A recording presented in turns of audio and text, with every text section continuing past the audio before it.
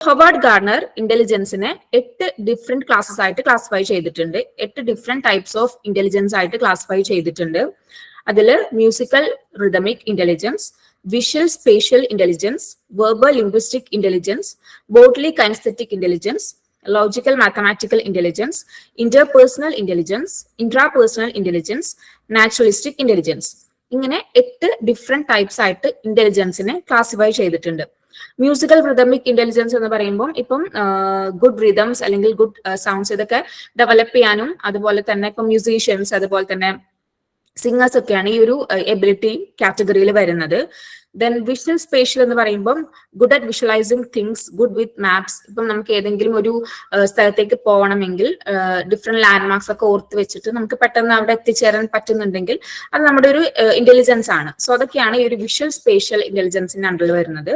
Then verbal linguistic intelligence എന്ന് പറയുമ്പോൾ ഇപ്പം നന്നായിട്ട് സംസാരിക്കാൻ കഴിയുന്ന അല്ലെങ്കിൽ നന്നായിട്ട് വാക്കുകൾ യൂസ് ചെയ്യാൻ പറ്റുന്ന വ്യക്തികൾ, എസ്പെഷ്യലി ഇപ്പം ലോയേഴ്സ് അതുപോലെ തന്നെ ടീച്ചേഴ്സ് ഒക്കെയാണ് ഈ ഒരു കാറ്റഗറിയിൽ വരുന്നത്.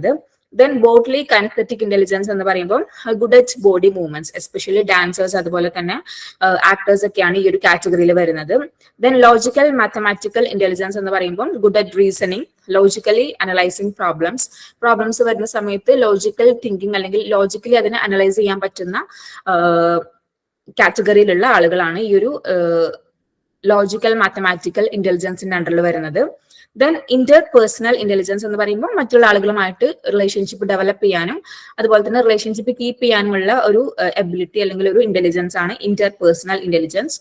ഇൻട്രാപേഴ്സണൽ ഇന്റലിജൻസ് എന്ന് പറയുമ്പോൾ good at aware of one self and one's emotion, നമ്മുടെ ഇമോഷൻസിനെ കുറിച്ചും നമ്മുടെ സെൽഫിനെ കുറിച്ചും നമുക്ക് മനസ്സിലാക്കാൻ കഴിയുന്നത് which is a type of intelligence, അതാണ് ഇൻട്രാപേഴ്സണൽ ഇന്റലിജൻസ്.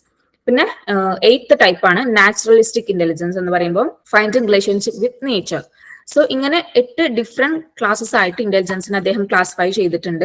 അപ്പം ഈ ഒരു കോൺസെപ്ച്വലൈസേഷൻ ഓഫ് ഇന്റലിജൻസിൽ നിന്നും, ഹൊവാർഡ് ഗാർണറിന്റെ ഈ ഒരു കോൺസെപ്ച്വലൈസേഷൻ ഓഫ് ഇന്റലിജൻസിൽ നിന്നും ഏത് ആസ്പെക്ട് ആണ് ഇമോഷണൽ ഇന്റലിജൻസ് എന്ന് പറയുന്ന ഈ ഒരു കോൺസെപ്റ്റിലോട്ട് ലീഡ് ചെയ്തത് എന്ന് വെച്ചാൽ അദ്ദേഹത്തിന്റെ ഇന്റർപേഴ്സണൽ ആൻഡ് ഇൻട്രാപേഴ്സണൽ ഇന്റലിജൻസ് ആണ് ഇമോഷണൽ ഇന്റലിജൻസ് എന്ന് പറയുന്ന ഈ ഒരു കോൺസെപ്റ്റിലോട്ട് ലീഡ് ചെയ്തിട്ടുള്ളത്.